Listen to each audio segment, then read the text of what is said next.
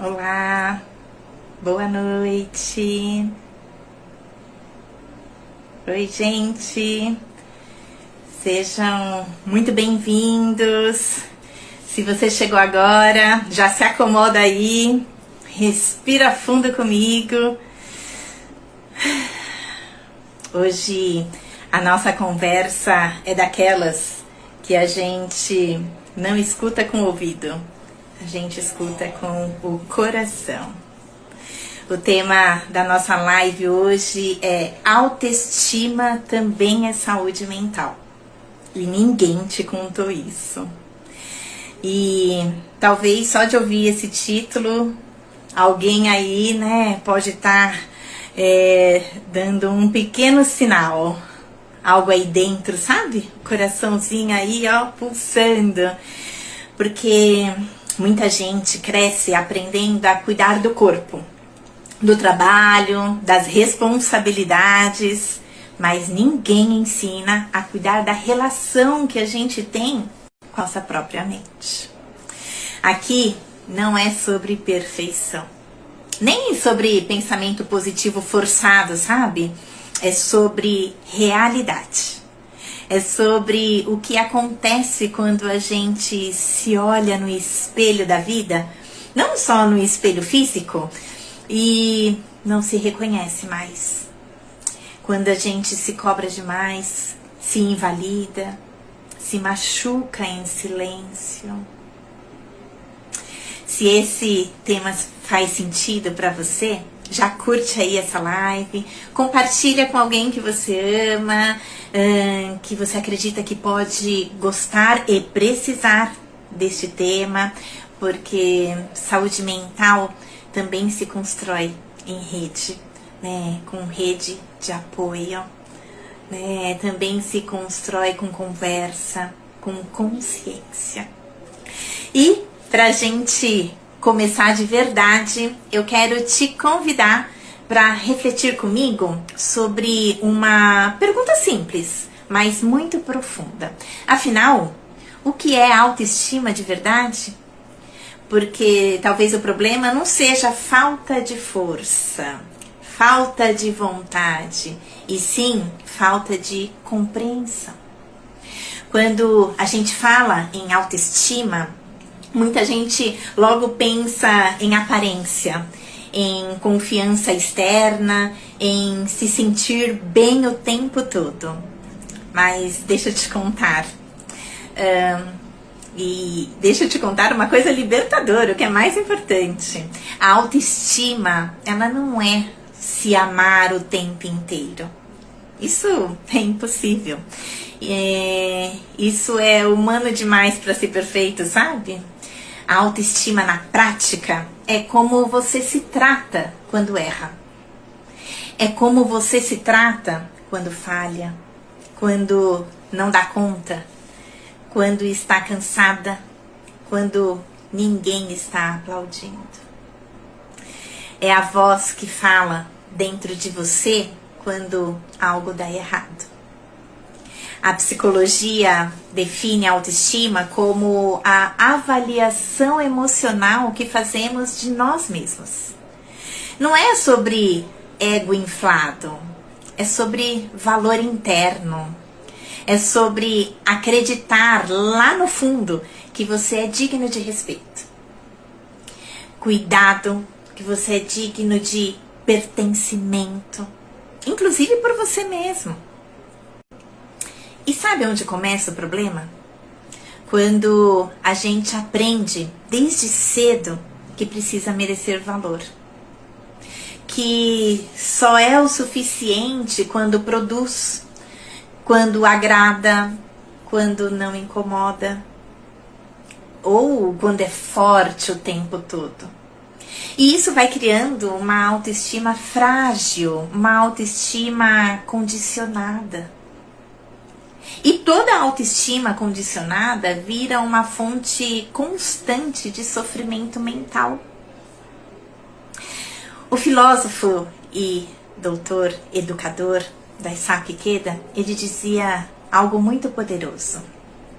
O verdadeiro valor de uma pessoa não pode ser medido por comparações externas, mas pela força interior que ela cultiva. E quando essa força interior não é cultivada, o que acontece? A nossa mente, ela entra em modo de sobrevivência.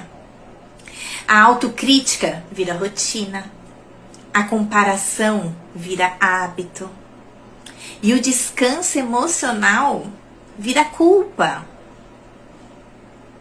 Por isso, falar de autoestima não é luxo, muito menos frescura. É falar de prevenção em saúde mental. E agora, eu quero te mostrar, com base em estudos científicos reais, o que acontece no nosso cérebro e nas nossas emoções quando a autoestima está fragilizada. E por que isso impacta diretamente na ansiedade, no estresse e até na depressão. Quando a gente fala de autoestima, não estamos falando só de emoção. Estamos falando de neurociência. De como o cérebro aprende a se perceber e a se proteger, ou também a se atacar. Estudos em psicologia mostram que pessoas com autoestima fragilizada tendem a ativar com mais frequência áreas do cérebro ligadas à ameaça e à autoproteção. Ou seja, o cérebro ele entra em estado de alerta, como se estivesse sempre esperando algo dar errado. Um estudo publicado no Psychology Bulletin, eu vou deixar depois aqui nas descrições, foi conduzido por dois psicólogos renomados, Ulrich Otton e Richard Robbins. Eles acompanharam pessoas ao longo dos anos e comprovou algo muito importante. A baixa autoestima, ela precede e não apenas acompanha quadros de ansiedade e depressão. Isso significa que a autoestima não é consequência do sofrimento mental. Muitas vezes ela é a porta de entrada. Na prática, isso se traduz assim: você erra, a mente se ataca, o corpo libera cortisol, o emocional se esgota, o pensamento fica mais rígido. E isso é um ciclo silencioso, mas extremamente desgastante. E já o psicólogo Aaron Beck, ele, o criador da terapia cognitiva, ele explicou que pensamentos autocríticos repetidos várias vezes criam crenças centrais negativas. Nós falamos sobre isso, numa das lives, anteriores, sobre essas crenças limitantes, que são criadas por repetições, e repetições como: não sou bom o suficiente, eu sempre falho, eu não mereço. E aí, o cérebro, que é altamente plástico, ele passa a buscar provas que confirmem essas crenças, essas afirmações que constantemente estamos fazendo, sabe? Agora, olha que importante. Isso não é fraqueza emocional. É aprendizado neural. A boa notícia é que, assim como o cérebro aprende a se desvalorizar, ele também reaprende a se acolher. Não é? E na psicologia positiva, liderada por Martin Seligman, ele mostrou que fortalecer a percepção de valor pessoal aumenta a resiliência, melhora a regulação emocional e reduz respostas exageradas ao estresse. Autoestima saudável não elimina problemas. Ela muda a forma como a gente atravessa os problemas. Daisaku Ikeda dizia assim, que a mente humana tem um poder ilimitado. Quando acreditamos em nossa dignidade, despertamos uma força capaz de transformar sofrimento em crescimento. E é justamente sobre isso que a gente vai falar agora. Como sair desse ciclo de autocrítica e começar de forma simples e possível a lidar melhor com emoções difíceis no nosso dia a dia. Agora eu quero que você entenda uma coisa importante. Emoções difíceis não são o problema. O problema é o que a gente aprendeu a fazer com elas. A maioria de nós aprendeu a engolir, a reprimir, ignorar ou se julgar por sentir. E toda emoção reprimida vira tensão no corpo e confusão na mente. A psicologia moderna mostra que regular emoções não é controlar, é reconhecer. Então, eu vou te passar agora algumas técnicas simples, né, mas possíveis, que você pode usar no seu dia a dia, não quando estiver tudo bem, mas principalmente quando não estiver. Porque são técnicas que vai fazer com que você consiga se autorregular e a se permitir a mudar os pensamentos, a quebrar as crenças e se tornar mais leve. A primeira é a pausa consciente. Quando uma emoção, difícil surgir, seja a raiva, a tristeza, a ansiedade, antes de reagir, você pausa.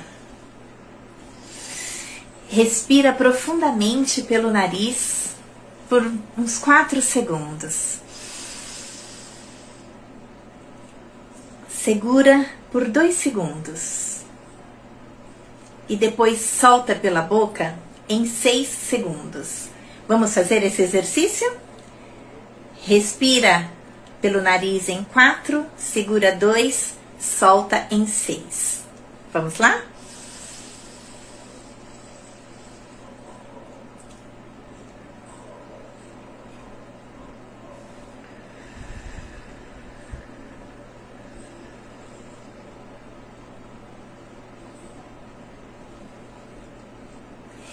Esse exercício, esse padrão de respiração ativa o sistema parasimpático, que é responsável por acalmar o nosso corpo. E isso é fisiologia, não é opinião. E isso vai fazer com que a gente comece, a mudar toda a condição que a gente está aqui dentro. A segunda técnica que a gente pode mudar é a pergunta interna. Em vez de perguntar por que eu sou assim, que ativa a culpa, a autocrítica, experimente perguntar diferente. O que essa emoção está tentando me mostrar? Olha que diferente, né? Por que eu sou assim? De o que essa emoção está tentando me mostrar. O psicólogo Daniel Goleman, ele é uma referência mundial em inteligência emocional. Ele explica que informações, sobre o que está acontecendo dentro e fora de nós nos dá clareza quando a gente para nos escutar. Quando a gente se escuta, em vez de brigar, a emoção ela perde força. Olha que fantástico.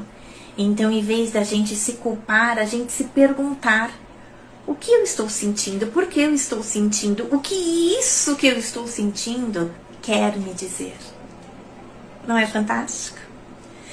E também tem uma outra técnica, que é a técnica do diálogo interno compassivo. Não é se enganar. É se tratar com o mesmo respeito que você trataria alguém que você ama. Olha só. Por quê? Porque quando a gente usa da autocompaixão, as pessoas que praticam, né, esse tipo de diálogo interno, elas lidam melhor com frustrações. Erram sem se destruir, sabe? Erram e conseguem se recuperar emocionalmente de uma forma mais rápida. Então, quando errar, experimente trocar a frase eu sou um fracasso por isso foi difícil, mas eu continuo sendo digno de respeito. Pode parecer simples demais, mas simples não significa fraco. Significa eficaz.